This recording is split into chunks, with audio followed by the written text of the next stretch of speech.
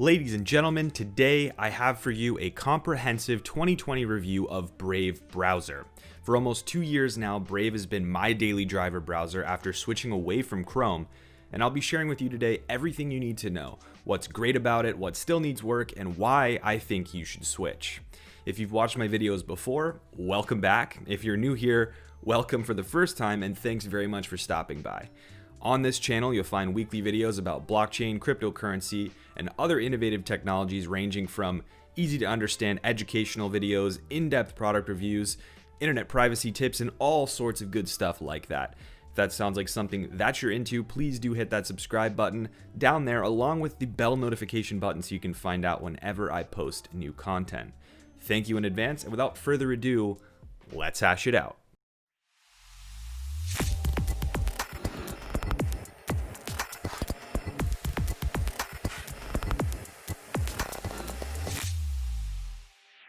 Now, just to get this out of the way right up front, I am not sponsored by Brave, and this video is being made because I truly love this product and have used it religiously for ages. I have a lot of experience with it, and I want to share that with you. Now, for those of you who have followed my channel for a while, you'll know that I made a review of Brave both in 2018 and 2019. And in those videos, I covered big changes that came to the browser in those timeframes. In late 2019, Brave got the recognition it deserved with a feature in the Apple App Store's New Apps We Love section. And many large news outlets recommended Brave for desktop to millions of new users, bringing the total active user base towards 11 million monthly users, and probably even more now.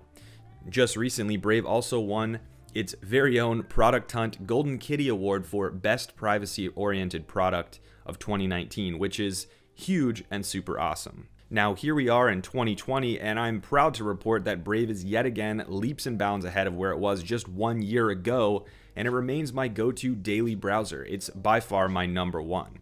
If you haven't already, I would encourage you to go ahead and download Brave Browser and give it a try using the link down in the description below. You have nothing to lose, it's totally free, and if you don't like it, you can delete it. But for those of you who are wondering, what is Brave Browser? Brave is a privacy-first, ad-blocking web browser built on the open-source framework that underpins Google Chrome, meaning you get the ubiquitous UI/UX from Chrome without all of the tracking and spyware in the backend. That said, many people ask me why I chose Brave over something like Firefox with extensions for ad block and tracker blocking. Well, this brings me to the first of my 3 top reasons to download Brave over another browser. The number one thing that makes Brave so unique from other browsers beyond its extremely efficient ad blocking engine is Brave's unique cryptocurrency integration with its native basic attention token. Now, basic attention token is used to pay users like us for viewing anonymously matched ads inside the browser. Then those tokens that you earn subsequently can be used to pay content creators for premium content. They can be converted to other cryptocurrency or fiat currency, and in the future redeemed for gift cards right on platform.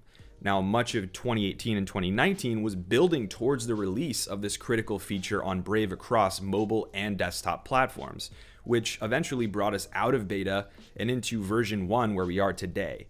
So on Brave's mobile apps now, on Android and iOS, as well as the desktop browsers, you can opt in, you can choose to view advertisements on Brave's platform to earn money in the form of basic attention tokens.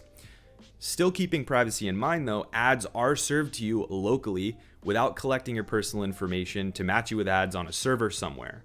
Brave sends ad packages to your browser locally on your computer or your mobile device, and then ads are matched anonymously to you, all within your own environment rather than on Brave servers.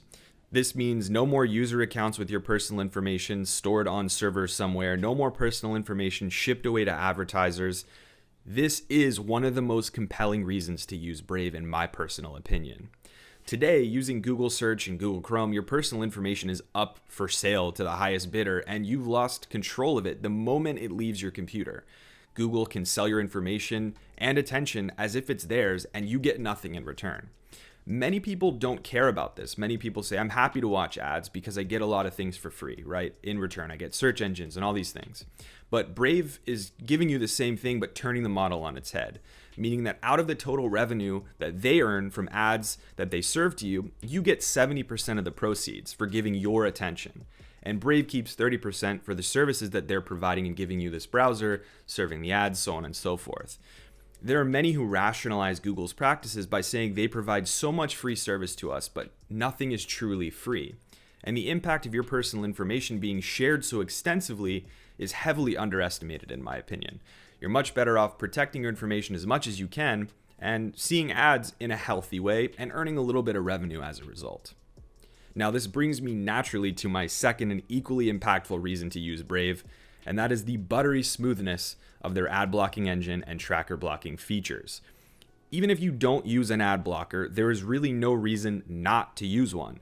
And in my personal opinion, there are a few that come close to the one native to Brave browser. You can find those as Chrome extensions. One of those is uBlock Origin.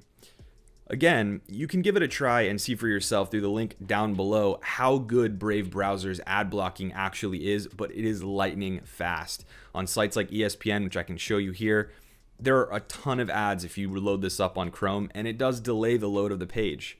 On Brave, this happens nearly instantaneously, no ads, and the page loads up quickly. Albeit, early on in Brave's history, ad blocking was a bit laggy and page compatibility was all over the place. But in 2020, I seldom find compatibility issues on websites, and the load times are lightning fast compared to Chrome or Firefox ad blocker extensions, in my humble opinion. This just shows the commitment that the team behind Brave has to improving their product. They converted their whole ad blocking engine over to Rust, a highly efficient programming language, and this Rust implementation at its core resulted in a massive 65 times improvement in performance for this engine. I really noticed the difference from before and after this change, and you can find the code open source on their GitHub, which is also fantastic. These features, of course, work really well both on desktop and on mobile, which quite frankly makes Brave a top choice for mobile users as well. I've even heard people like Brave Mobile even more than they like the desktop version. From here, I would expect Brave to continuously improve their ad block engine and their tracker blocking features, but there's also word that they'll be building a built-in VPN service for people who use Brave sometime in the next year. So hopefully in 2020, we'll see that happen. Now, the third big item that I want to talk about is Brave's focus on privacy. Nowadays, I feel like people are so used to seeing ads, giving their personal information to anyone who asks, and even some people who don't ask, and that it's now just unconcerning to many people that their privacy is not respected online. The issue here is that there are broader implications to personal information being so readily available, from identity theft and fraud to online impersonation and all sorts of stuff like that, that poor security online and poor privacy online can actually cause for you. A rule of thumb should be that websites collect as little, if any, data as possible, and they should be as clear as possible about it when they do in a transparent fashion. Brave is building their browser to put you back in control of your own data and your privacy, with key features like advertising that's anonymous and local, cross-device syncing of bookmarks being done anonymously without a user account over encrypted sync. They've also built a browser that has top-of-the-line lightning-fast ad block, tracker block, script blocking features built in natively with no extra extensions to download, and that give you more control over how each website is dealt with in terms of these features. Brave lets you decide whether you want to use all of these features or none of them for each page that you visit. And beyond that, they've built in a Tor browsing feature that uses the DuckDuckGo search engine by default to give you a far more effective alternative to the nonsensical incognito mode in browsers that just routes you through Google all over again. Now, I have a video about incognito mode if you're interested that you can watch after this video. I'll link it up here. Brave's team is clearly very much involved in helping develop and refine privacy standards and ad blocking lists in the internet community, and their browser is a reflection of that. Now, if you don't care that much about privacy, that's totally fine. Brave has its own performance benefits over Chrome way outside of the privacy realm. And in my testing, Brave consistently uses less RAM and pages load much faster without all the ads sucking up bandwidth and running scripts behind the scenes on each page. For that reason alone, Brave is an improvement over Chrome, considering it has some of the best features of Chrome without all the bad ones. And one final quick bonus thing that I really like about Brave is transparency. Brave's CEO, business development team, their developers, and their marketing team are active on social media, and they listen to people. There are things that people say online and those things get fixed. And whenever they do performance testing, they posted something recently about its comparison and performance to Chrome. They post their exact process, they post how they collected the data, they post all the results so that you can make your own determination about what they're saying. They're not just marketing to you and telling you, hey, trust us on this one. Now, of course, there are things that I don't like about Brave or that I think need to be improved. For example, their encrypted sync feature has always worked for me, but I've heard so many complaints about it being a bit wonky for other folks. Hopefully that'll be fixed in Sync V2, which is supposed to come out this year. But of course, that's a feature that people really, really want and works perfectly in Firefox and a bunch of other services like that. I also find that Brave is severely lacking in customization features, which for me is not that important as it is for someone else who loves something like Opera, Vivaldi, or Firefox where everything is customizable. I don't really use those features, but it's still a bummer not to be able to move controls around to where I want them or to customize the new tab page as much as you can in other browsers.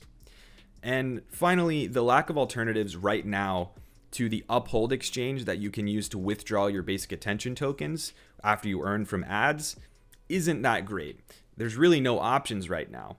And that requirement to complete KYC, know your customer, means that if you haven't already worked with UPHOLD, that's another entity that you have to give your personal information to. I understand KYC is required. A lot of people hate it, but I wish there were more options. Like if someone already works with Coinbase, it'd be easier just to let them use an account they've already done KYC on rather than making them use a different one. So I hope they introduce a new feature to let people send their tokens externally without KYC, at least to their own hardware wallets, or they just add more exchanges so people can move off to one they already use.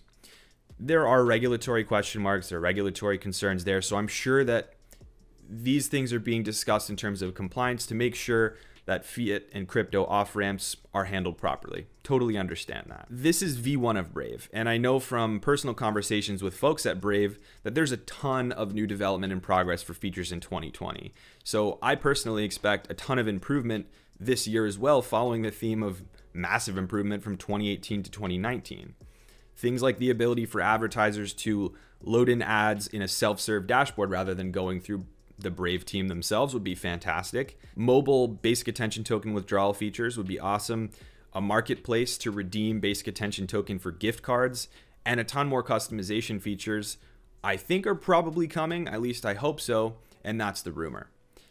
As you well know, I'm a fan of Brave, and I want this project to succeed. I believe that they've already succeeded in a lot of ways getting to V1 and getting close to 12 million active users, well over 11 million active users. That's a fantastic, fantastic thing. And if you're willing to download Brave and give it a try, please do use my link down below and leave me a comment telling me what you think after you've gotten to use it. If you run into any issues, let me know as well so I can share that feedback with the Brave team. They are super receptive to feedback and want as much of it from the community as possible. As always, folks, you will find links to some more awesome content on the screen here. If you have some time to stick around, it would be awesome if you would watch some more content on the channel, and I thank you so much for watching. Cheers.